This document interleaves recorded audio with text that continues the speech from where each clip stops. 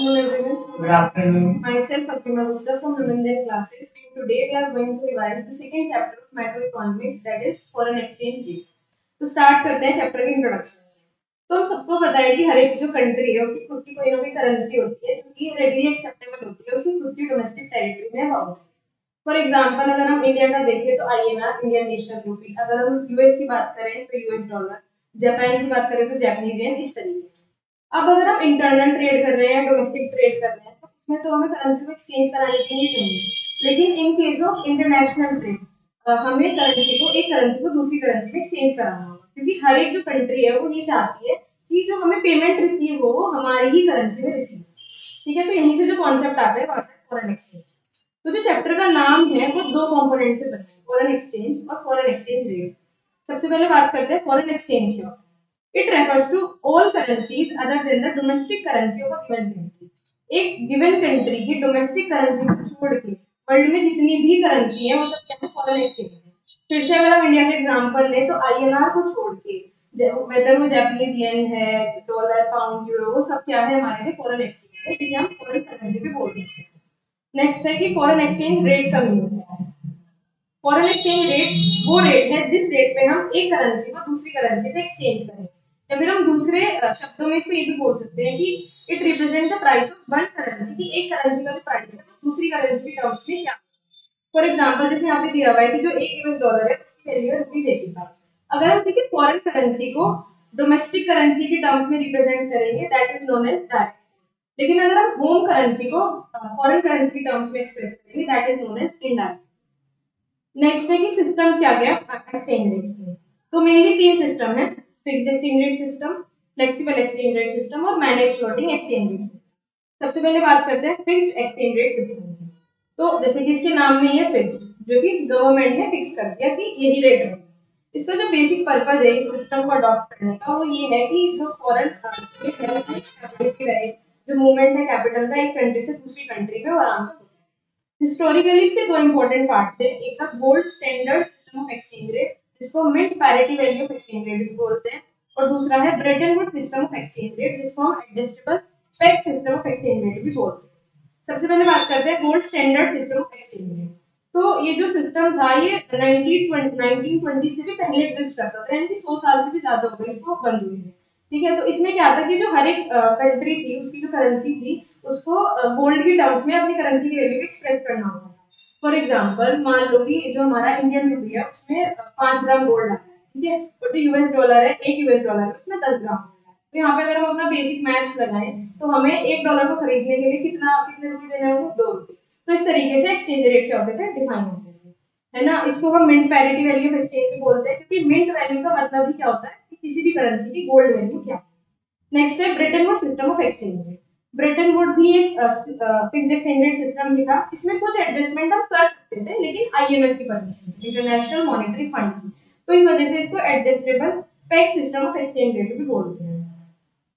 Next इसमें जो मतलब बेस में जो कॉन्सेप्ट चल रहा है वो यही चल रहा है कि गोल्ड की टर्म्स में अपनी करेंसी की वैल्यू को बताओ, लेकिन यहाँ पे जो सारी की सारी करेंसी है वो एक सिंगल करेंसी से पेग कर दी गई, दैट इज यूएस डॉलर। कि मान लो अगर मुझे इंडियन रुपए को यूरो में कन्वर्ट करना है तो मैं डायरेक्ट यूरो नहीं खरीद सकती, मुझे पहले यूएस डॉलर खरीदना होगा, उसके बाद यूएस डॉलर से यूरो भेजना है। यानी कि जो डायरेक्ट एक सिंपल ट्रांजेक्शन हो सकती थी उसको अब दो ट्रांजेक्शन ने रिप्लेस किया। ठीक है, तो इसमें ये डायग्राम दिखाया है यहाँ पे। उसके बाद इसके मेरिट्स क्या क्या है फिक्स्ड एक्सचेंज रेट सिस्टम। तो इसकी एमटी है MSD, M for market stability and mobility of capital. अब क्योंकि यहाँ पे रेट क्या रहने वाला है, फिक्स रहने वाला है, तो मार्केट में क्या रहेगी, स्टेबिलिटी रहेगी, कोई फ्लक्चुएशन नहीं है, कोई रिस्क नहीं है, आराम से क्या होगा, जो कैपिटल है वो आराम से मूवमेंट करेगी। नेक्स्ट है स्टेबल मैक्रो इकोनॉमिक पॉलिसी। जो हमारी इकोनॉमिक पॉलिसीज है वो क्या रहेंगी, स्टेबल। गवर्नमेंट को ये नहीं सोचना है कि भाई रेट चेंज तो हम कैसे करेंगे, है ना, भाई एक रेट है उसके हिसाब से तुम पॉलिसी बना तो लॉन्ग टर्म तक नहीं सकते।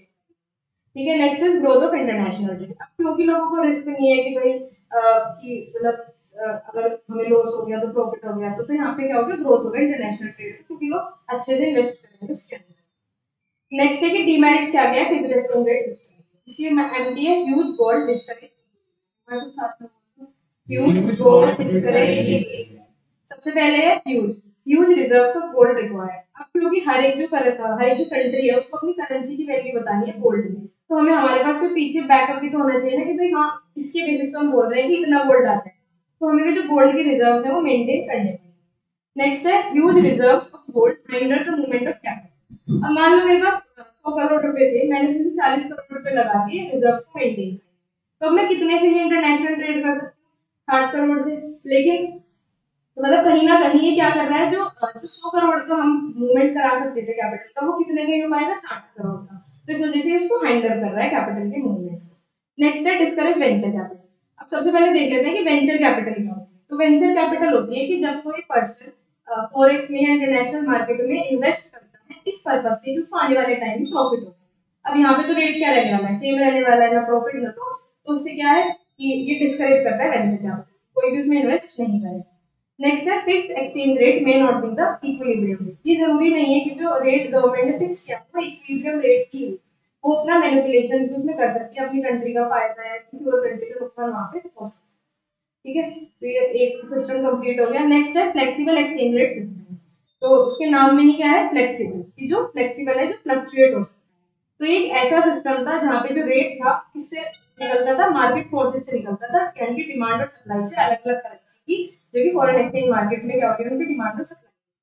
ठीक है, यहाँ पे जो वैल्यू है करेंसी की वो आराम से फ्लक्चुएट होती है, गवर्नमेंट को कोई भी इंटरवेंशन नहीं रहेगा, है ना। इसको हम फ्लोटिंग एक्सचेंज रेट भी बोलते हैं, फ्री रेट ऑफ एक्सचेंज भी बोलते हैं, क्योंकि ये आराम से क्या हो सकता है? फ्लक्चुएट हो सकता है। इसको हम पार रेट ऑफ एक्सचेंज भी बोल सकते हैं, या फिर इक्विलिब्रियम रेट ऑफ एक्सचेंज भी बोलते हैं, क्योंकि जितनी डिमांड है उतनी उस करेंसी की जहाँ पे supply होगी, वहीं पे रेट क्या होगा? फिक्स। नेक्स्ट है कि ये कैसे निकलेगा, जैसे कि हम यहाँ पे देख सकते हैं कि टीडी इज द यहाँ पे जो ब्लू लाइन दिखा रही है वो डिमांड कर रहा है, नेगेटिव स्लोप, और जो अपवर्ड स्लोपिंग लाइन है ये सप्लाई, जहाँ पे ये दोनों इंटरसेक्ट कर रहे हैं, ये क्या है? इक्विलिब्रियम रेट है, और इसकी कॉरेस्पॉन्डिंग क्या निकल जाएगा? Foreign exchange rate. नेक्स्ट है फॉरेन एक्सचेंज मार्केट। तो वो एक ऐसी मार्केट जहाँ पे फॉरेन जो करेंसी है उनकी डिमांड सप्लाई होती है, बाइंग सेलिंग होती है, वही क्या है? फॉरेन एक्सचेंज मार्केट है। ये कोई प्लेस नहीं है बल्कि ये एक सिस्टम है। ठीक है, merits of flexible exchange rate system. अब जो फ्लेक्सिबल एक्सचेंज रेट है और जो फिक्स्ड एक्सचेंज रेट है वो बिल्कुल दोनों आपस में अपोजिट है। फिक्स्ड एक्सचेंज रेट सिस्टम की जो डीमेरिट्स थे वो फ्लेक्सिबल के मेरिट्स थे। उसके डीमेरिट्स क्या थे? Huge gold discourage equilibrium. तो यहाँ पे वो उसके मेरिट बनेंगे। वहाँ पे क्या था? हमें huge gold of huge reserves of gold required है ना, यहाँ पे क्या है? गोल्ड रिजर्व नॉट रिक्वायर्ड, हमें कोई भी रिजर्व बनाने की जरूरत नहीं है, क्योंकि गोल्ड के टर्म्स में तो पता नहीं है अपनी करेंसी की वैल्यू ये होगी। नेक्स्ट है इंटरनेशनल मोबिलिटी ऑफ कैपिटल, कि वहाँ पे क्या था कि हाइंडर करती है मूवमेंट ऑफ कैपिटल को। अगर आज मेरे पास 100 करोड़ रुपए है तो मैं 100 के 100 करोड़ रुपए इंटरनेशनल ट्रेड में लगा सकती हूँ, मुझे कोई भी रिजर्व मेंटेन करने की कॉस्ट नहीं आएगी। नेक्स्ट है flexible exchange rate encourage venture capital. अब यहाँ पे तो रेट चेंज होगा तो प्रॉफिट के भी पूरे पूरे चांसेस है, तो लोग क्या करेंगे? वेंचर कैपिटल में invest. Optimum allocation of resources, वहां पे था कि जरूरी नहीं है कि वो जो रेट निकल के आया वो इक्विलिब्रियम पे ही आया। यहाँ पे क्या? ऑप्टिमम एलोकेशन, यानी कि जो कंट्री जो करेंसी जितना डिजर्व करती है उसको उतना ही मिलेगा, ऑप्टिममली एलोकेशन होगा रिसोर्सेज, अब किसी के साथ भी अनफेयर नहीं होगा। नेक्स्ट है डीमेरिट्स, वहां पे जो उसके मेरिट्स है यानी कि एमएस, यहाँ पे इसके डीमेरिट्स। मार्केट इंस्टेबिलिटी, मार्केट में क्या रहेगी? इंस्टेबिलिटी, रिस्क जो है वो ज्यादा रहेगा, कभी भी कुछ भी हो सकता है, कभी भी करेंसी डेप्रिशिएट हो जाएगी, एप्रिशिएट हो जाएगी। नेक्स्ट है अनस्टेबल मैक्रो इकोनॉमिक पॉलिसी, जो मैक्रो इकोनॉमिक पॉलिसी है वो अनस्टेबल रहती है, गवर्नमेंट को बार बार देखना होगा कि अब रेट क्या है, क्योंकि जो रेट है वो day to day, second to second क्या हो रहा है? चेंज हो रहा है।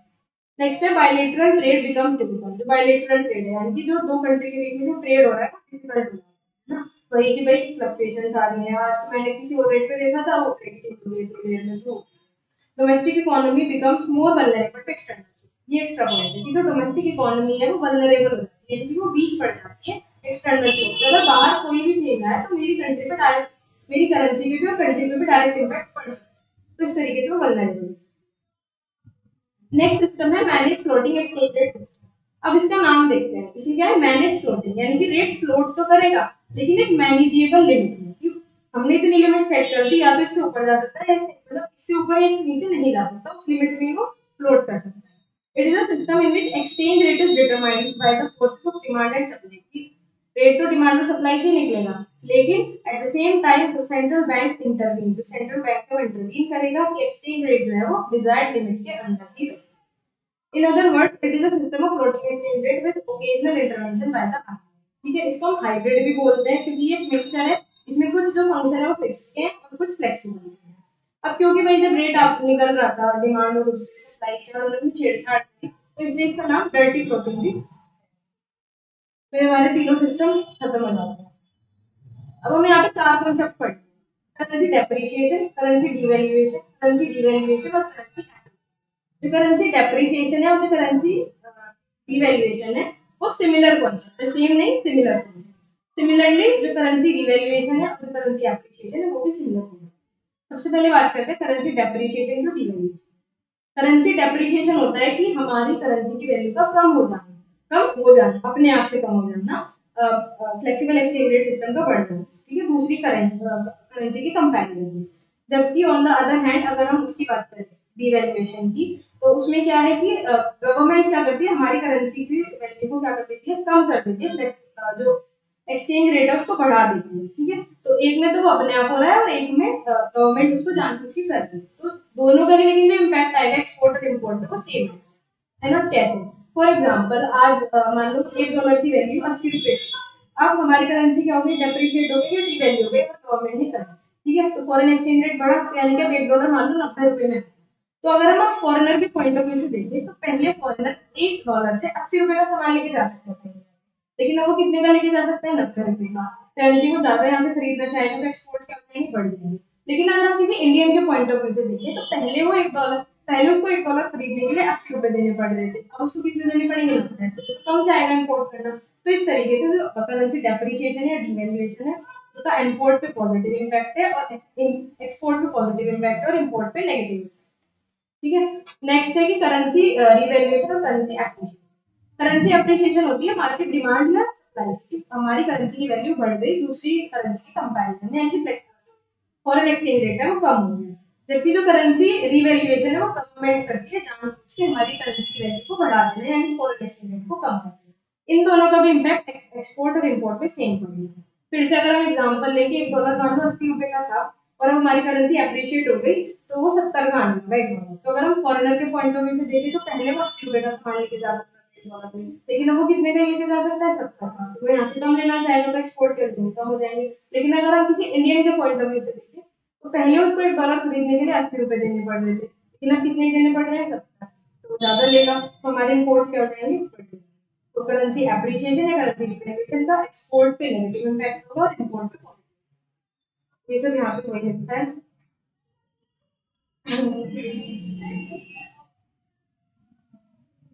नेक्स्ट टॉपिक है कि demand and supply of foreign exchange. सबसे पहले बात करते हैं डिमांड ऑफ फॉरेन एक्सचेंज। तो जब भी फॉरेन एक्सचेंज का हमारी कंट्री से आउटफ्लो होगा यानी कि तब तक उसकी डिमांड होगी। इसके बहुत सारे रीजन है। सबसे पहले देखिए, सबसे पहले है रीपेमेंट ऑफ इंटरनेशनल।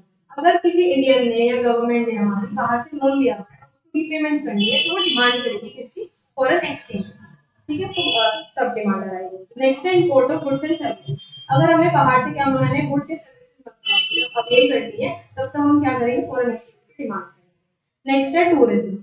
अगर हमें बाहर घूमने जाना है तो उसके लिए भी हमें क्या चाहिए, फॉरेन एक्सचेंज चाहिए, तो हम तब डिमांड करेंगे। नेक्स्ट है यूनिलेटरल या वन साइडेड ट्रांसफर या रेमिटेंसेस या अनरेग्युलेटेड ट्रांसफर। मान लो किसी पेरेंट मतलब किसी ने अपने जो बच्चा है उसका अब्रॉड पढ़ने के लिए भेजा है, उसको उसका खर्चा पानी वगैरह भेजना है, तो उसके लिए वो क्या है, फॉरेन एक्सचेंज की डिमांड करेंगे। नेक्स्ट है इन्वेस्टमेंट। इन्वेस्टमेंट भी अब दो तरीके से हो सकती है, फॉरेन डायरेक्ट इन्वेस्टमेंट और फॉरेन इंस्टीट्यूशनल इन्वेस्टमेंट। अगर कोई इंडियन बाहर जाके डायरेक्टली कोई कंपनी स्टार्ट कर रहा है या बिजनेस स्टार्ट कर रहा है तो फॉरेन डायरेक्ट इन्वेस्टमेंट है, तब भी वो डिमांड करेगा। अगर वो बाहर जाके किसी कंपनी के शेयर खरीद रहा है तो इन्वेस्ट कर रहा है तब भी वो डिमांड करेगा, तो इंस्टीट्यूशनल इन्वेस्टमेंट है। नेक्स्ट है स्पेकुलेशन।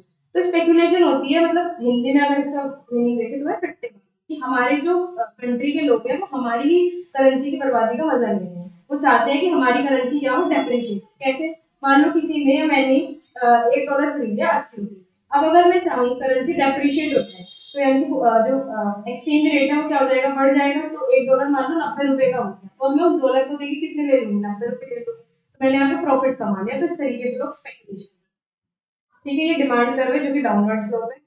ये डिमांड कर्व ये दिखाता है कि जो फॉरेन एक्सचेंज रेट है और जो डिमांड है फॉरेन एक्सचेंज की उसमें एक नेगेटिव रिलेशन है। यानी कि अगर फॉरेन एक्सचेंज रेट बढ़ेगा हमारी करेंसी यानी कि डेप्रिशिएट होगी तो डिमांड कम होगी, और अगर फॉरेन एक्सचेंज रेट कम होगा यानी कि हमारी करेंसी अप्रिशिएट होगी तो डिमांड ज्यादा होगी। नेक्स्ट है supply of foreign exchange. Supply यानी कि जब जब भी इनफ्लो होगा फॉरेन एक्सचेंज, ठीक है, उसके भी बहुत सारे रीजन है। पहला है कि रिकवरी ऑफ इंटरनेशनल लोन, अगर हमने किसी को लोन दिया हुआ है बाहर की कंट्री, तो अगर हम उसकी रिकवरी करेंगे तो वहां से क्या होगा, सप्लाई आएगी, इनफ्लो आएगा फॉरेन एक्सचेंज। नेक्स्ट है एक्सपोर्ट, अगर बाहर के लोग यहाँ से सामान खरीदेंगे तो हमें पेमेंट करेंगे, तब भी क्या होगा, इनफ्लो आएगा। नेक्स्ट है टूरिज्म, अगर बाहर के लोग इंडिया में घूमने के लिए आए तो तब भी क्या होगा, फॉरेन एक्सचेंज की सप्लाई। नेक्स्ट है यूनिलेटरल वन साइडेड ट्रांसफर या वही रेमिटेंसेस, अगर हमें बाहर से मान लो वही बच्चा अब यहाँ पे क्या भेज रहा है, मम्मी पापा के लिए, वो भी क्या है, सप्लाई है फॉरेन एक्सचेंज। नेक्स्ट है इन्वेस्टमेंट, वही अगर बाहर का कोई बंदा यहाँ पे आके एफडीआई करना है, एफआईआई करना है, तो भी क्या होगी, फॉरेक्स की सप्लाई आएगी। स्पेकुलेशन, अब यहाँ पे उल्टा है कि जो बाहर के लोग हैं वो चाहते हैं कि हमारी करेंसी अप्रिशिएट हो जाए, वही कि भाई अगर हमारी अप्रिशिएट होगी तो उनकी डेप्रिशिएट होगी, तो उन्हें उससे क्या मिल जाएगा, फायदा मिल जाएगा, वही सिंपल तो यहाँ पे। सप्लाई कर्व कैसा होता है, अपवर्ड स्लोपिंग होता है, ये बताता है कि फॉरेन एक्सचेंज रेट में और सप्लाई फॉरेन एक्सचेंज की उसमें एक पॉजिटिव रिलेशन है, यानी कि जैसे जैसे फॉरेन एक्सचेंज रेट बढ़ेगा हमारी करेंसी डेप्रिशिएट होगी तो सप्लाई भी बढ़ेगी, और अगर फॉरेन एक्सचेंज रेट कम होगा हमारी करेंसी अप्रिशिएट होगी तो सप्लाई भी कम होगी। डिटर्मिनेशन ऑफ एक्सचेंज रेट, वही डिटर्मिनेशन वही होगा कि डिमांड और सप्लाई का जहाँ पे इंटरसेक्ट करेंगे वहाँ पे हमारा जो एक्सचेंज रेट है वो डिटरमाइन होता है। यहाँ पे कर्व दिखाया हुआ है कि जो डीडी डिमांड कर्व है वो डाउनवर्ड स्लोपिंग है ब्लू कलर से, और जो सप्लाई कर्व है वो अपवर्ड स्लोपिंग है ऑरेंज कलर से, और जहाँ पे दोनों इंटरसेक्ट करते हैं वही हमारा फॉरेन एक्सचेंज रेट। नेक्स्ट है कि अब चेंजेस भी हो सकते हैं एक्सचेंज रेट में, मतलब अगर डिमांड सप्लाई में चेंजेस होगा तो एक्सचेंज रेट भी चेंज होगा। चेंज दो तरीके से, या तो डिमांड में चेंज होगा या तो सप्लाई। डिमांड में भी दो तरीके से चेंजेस हो सकते हैं, इंक्रीज इन डिमांड और डिक्रीज इन। अब इस डायग्राम को देखते हैं, हमने जो एक्स एक्सिस है लिया है डिमांड या सप्लाई ऑफ फॉरेन एक्सचेंज, और वाई एक्सिस पे हमने लिया है foreign exchange. DD is the demand curve and SS is the supply, और जो दोनों जहां पे पॉइंट इंटरसेक्ट करते हैं इक्विलिब्रियम पॉइंट, यही इसके कोरिस्पोंडिंग देखें, अगर वाई एक्सिस के पैरेलल देखें तो वो फॉरेन एक्सचेंज रेट है, अगर हम एक्स एक्सिस के पैरेलल देखें तो वो बताएगा कितनी क्वांटिटी है फॉरेन एक्सचेंज। ठीक है, अब हम क्या पढ़ रहे हैं, इंक्रीज इन डिमांड, यानी कि अगर डिमांड इंक्रीज होगी यानी कि डिमांड में क्या आएगा, राइटवर्ड शिफ्ट। अब पहले एंड में क्या चेंज हो रही है, डिमांड चेंज हो रही है, डिमांड बढ़ेगी तो प्राइस भी बढ़ेगी, यानी फॉरेन एक्सचेंज रेट भी बढ़ेगा। फॉरेन एक्सचेंज रेट के बढ़ने का मतलब क्या है, हमारी करेंसी डेप्रिशिएट, तो ये हो गया। नेक्स्ट है decrease in demand, decrease in demand क्या है, अगर लेफ्टवर्ड शिफ्ट हो जाए डिमांड करते हैं, है ना, बाकी सब तो वैसे ही है, इसमें क्या होगा कि लेफ्टवर्ड शिफ्ट हो जाए डिमांड, डिमांड का कम होना यानी कि प्राइस का भी कम होना, फॉरेन एक्सचेंज रेट का कम होना, फॉरेन एक्सचेंज रेट का कम होने का मतलब क्या है, करेंसी डेप्रिशिएट। नेक्स्ट है कि सप्लाई में भी दो तरीके से चेंजेस होते हैं, इंक्रीज इन सप्लाई और डिक्रीज इन सप्लाई। अगर सप्लाई में इंक्रीज होगा यानी कि राइटवर्ड शिफ्ट होगा सप्लाई, अगर सप्लाई बढ़ पहले एंड में क्या बढ़ रही है, सप्लाई बढ़ रही है तो यानी कि प्राइस क्या होंगे, कम होंगे, फॉरेन एक्सचेंज रेट कम होगा, फॉरेन एक्सचेंज रेट कम होने का मतलब है करेंसी एप्रिशिएशन।